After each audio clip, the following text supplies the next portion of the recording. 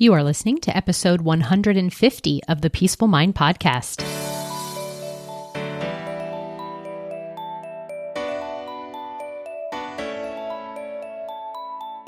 Welcome to the Peaceful Mind Podcast, a place for creating the peace of mind you need to be the best mom you are created by God to be. If you want to bring more balance, more joy, and more peace to your motherhood, this is the place for you. I'm your host, certified life coach and Catholic mom, Danielle Tienel. In the name of the Father, of the Son, and of the Holy Spirit, let's get started. Hello, and welcome back to the podcast, episode 150. I just can't believe it's 150 episodes. Now, if you've been around a while, then you know that within the library of the episodes, there are a variety of topics to help you moms manage and up-level and focus and just really bring an injection of peace and balance and joy to your busy mom lives.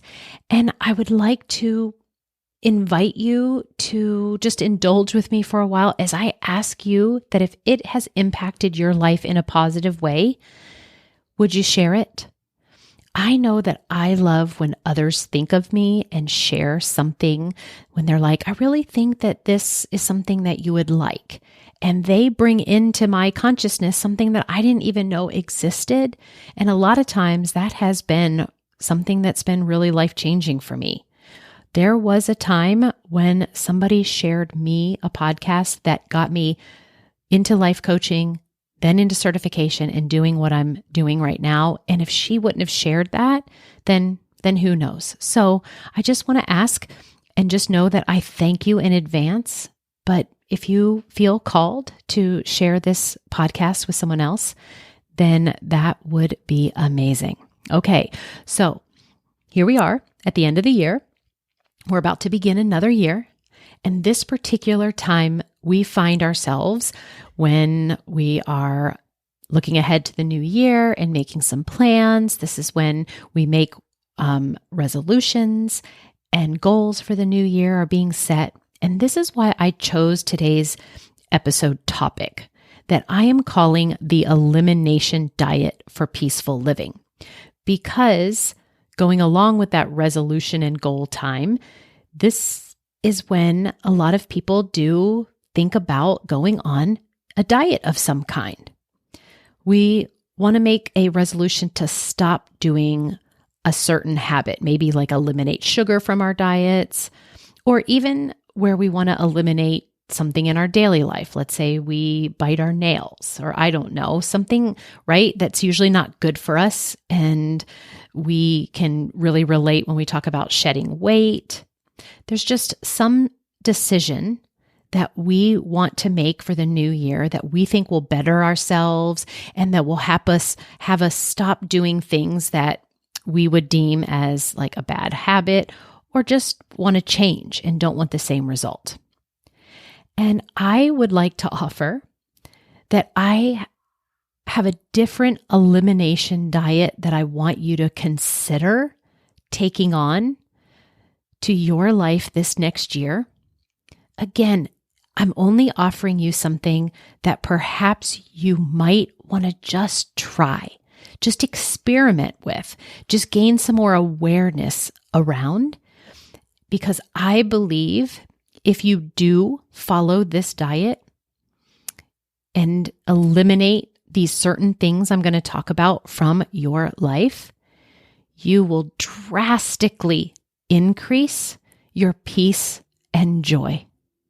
You will have so much more peace of mind, and you will be so much more enjoying your experience of your human life here while we are on earth, where it's not guaranteed to be smooth all the time, and where we won't run into things that we weren't expecting, or issues and struggles and some challenges. And knowing that right now we are in the planning stage of the next year, I just want to shed light that knowing that the changes that you want and the new goals you want to achieve require us to work on our minds and our emotions, and that be a focus. And this will be why you will feel supported and have the accountability you need if you are giving time and attention to what's going on in your mind and your emotions. That's what will be the greatest help to you to achieve those goals that you want to have. So here is the elimination diet that I want to invite you to take on in the new year.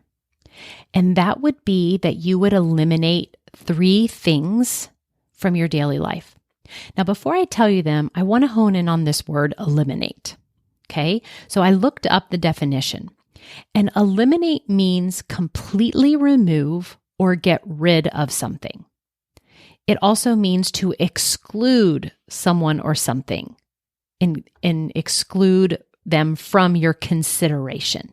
Okay, I am using the word eliminate because I think it will help you better understand that what I'm asking is that if you stop doing these things altogether, you will benefit greatly. But I also really talk to you here about letting go the need of doing something perfectly.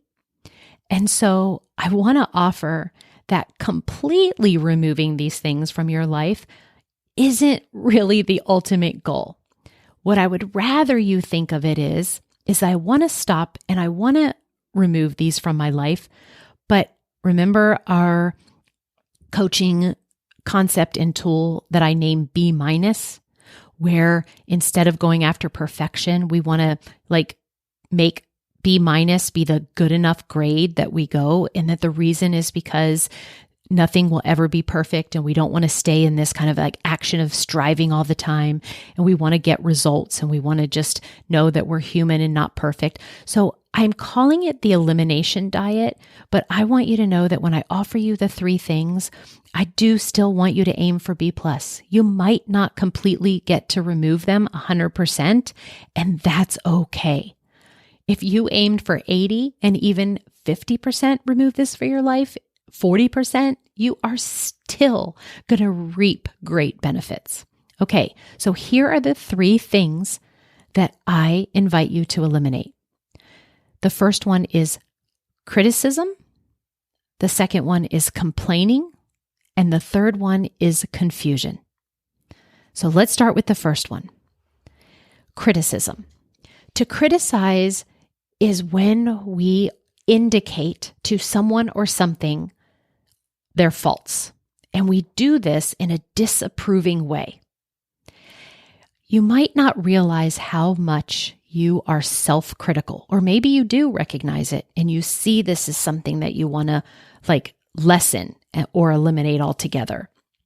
I just want you to know that the reason why you would want to do this is what will make it something that becomes something you're committed to or that will be long lasting, right?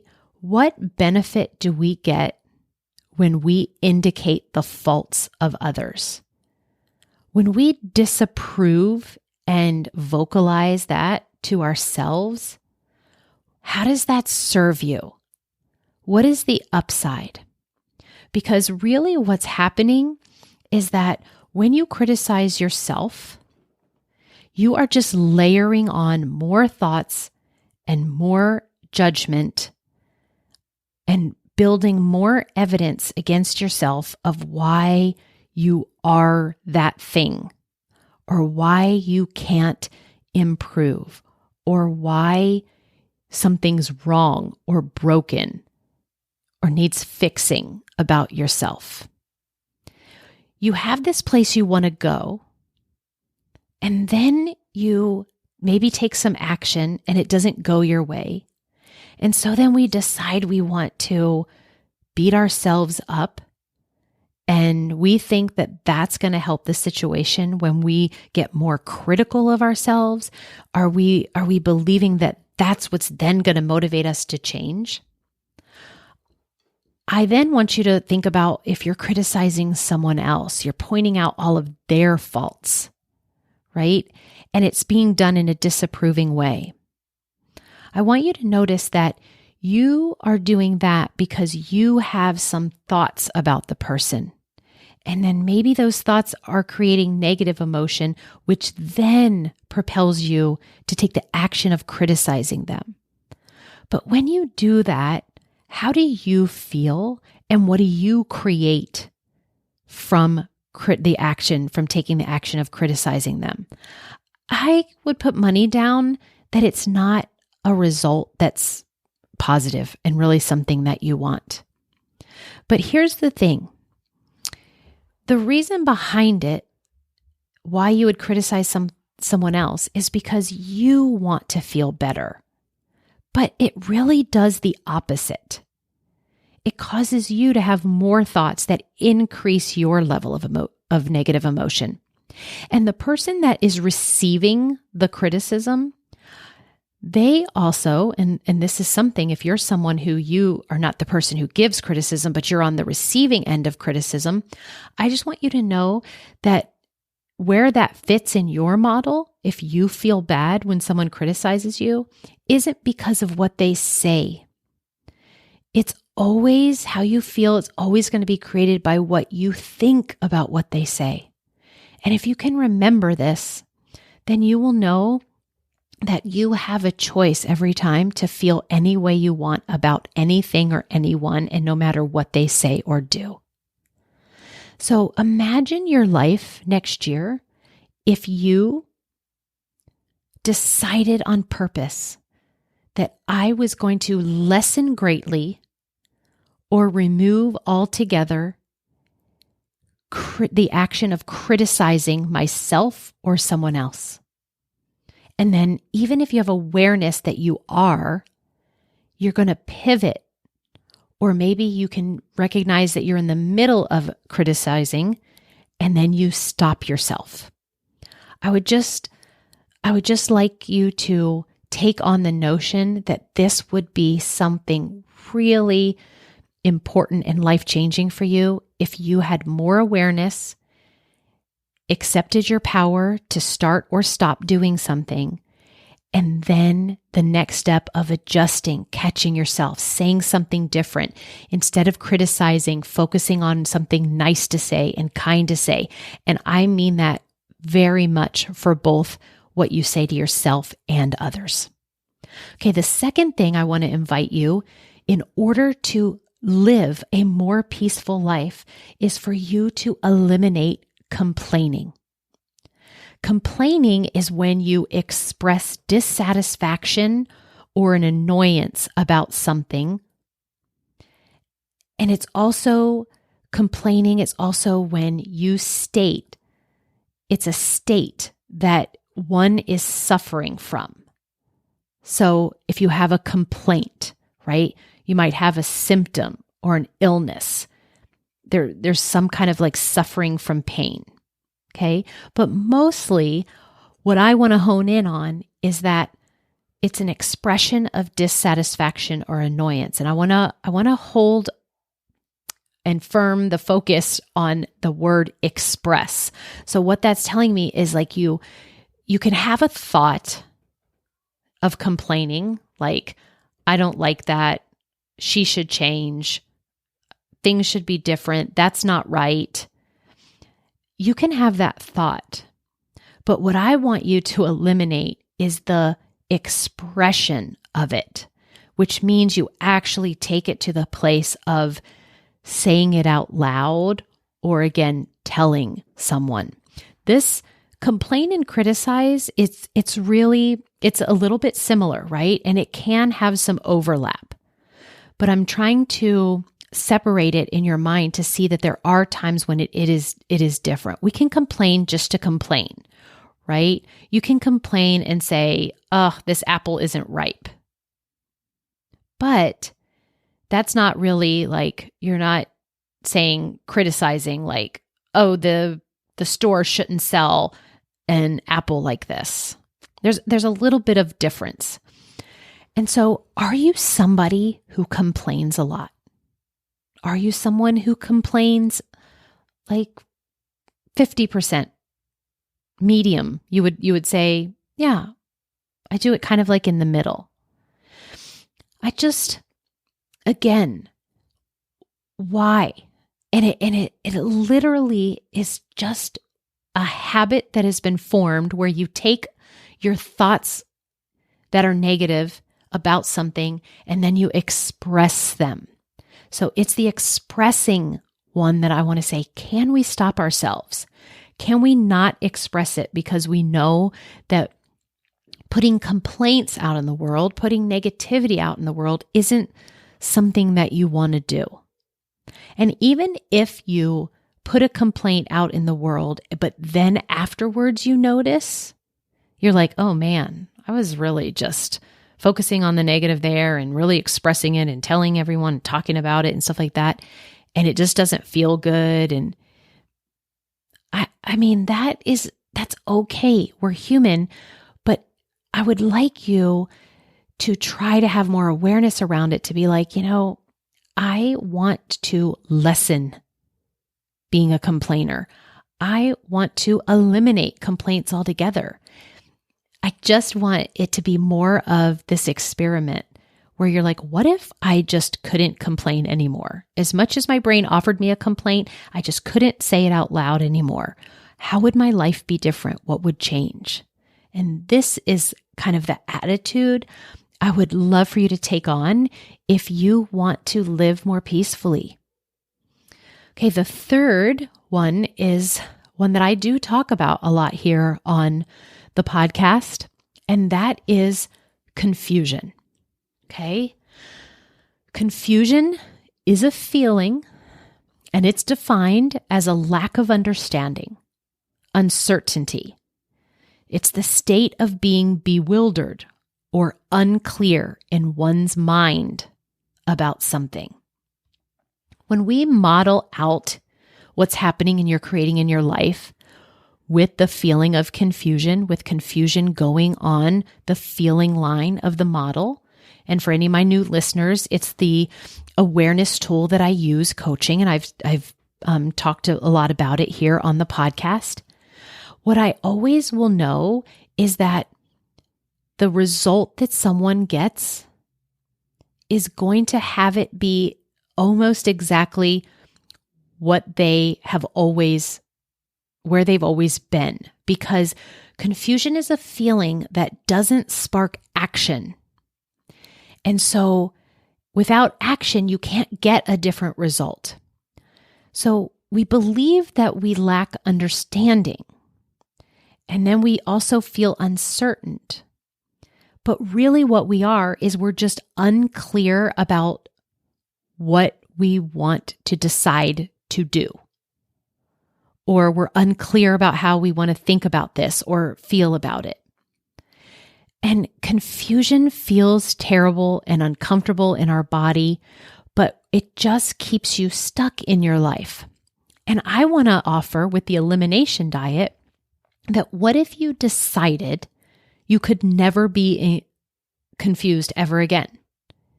Did you know that that was even an option for you? That you literally could just answer the question, if I wasn't confused about this, what would I do? What would I pick? What would I decide? And then whatever your answer is to yourself, you then do that thing. It can be as simple as this. And after coaching countless moms, this is what I find to be true. Whenever you're thinking the thought, I don't know how, and then ... whatever comes after that, it oftentimes creates the feeling of confusion. It's that thought that keeps us stuck, that notion that you don't know or don't have the answer. And perhaps you then want to go do some research and ask some other people. That is fine. I get that. We want to gain some knowledge, right?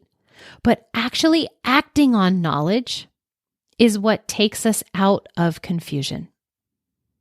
I recently went to a life coaching event, and this is how the life coach named and mentioned this in-between confusion state.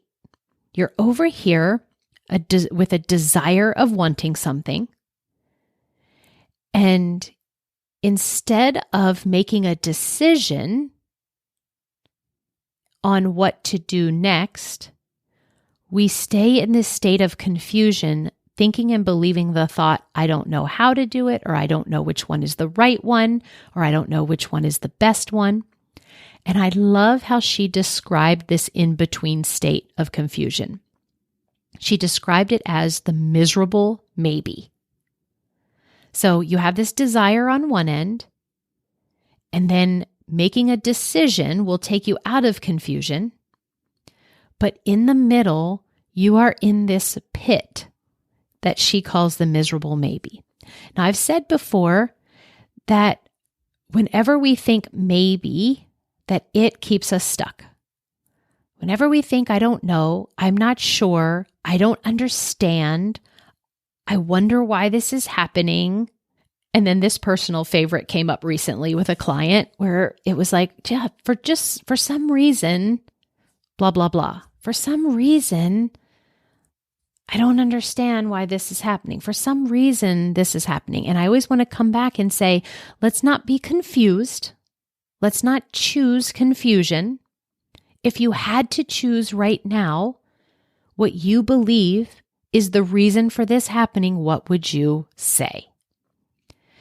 And so I want to empower you to be onto yourself and then to decide that you're no longer going to let confusion be why you don't go after your dream life, why you don't go after the changes you want, why you don't go after making peace a priority. Because peace comes when you're not in confusion. It comes when you make decisions and get moving, taking action. So let's just think about this for a moment. I want you to step into the you of the future for a moment. Let's go to your future self. And you are someone who doesn't criticize yourself or others. It's just not who you are. It's not the thoughts that you think, and it's not the actions that you take of criticizing. Okay? Then let's say you're a person who doesn't complain. So you don't express your dissatisfaction or you don't express your annoyance. Okay?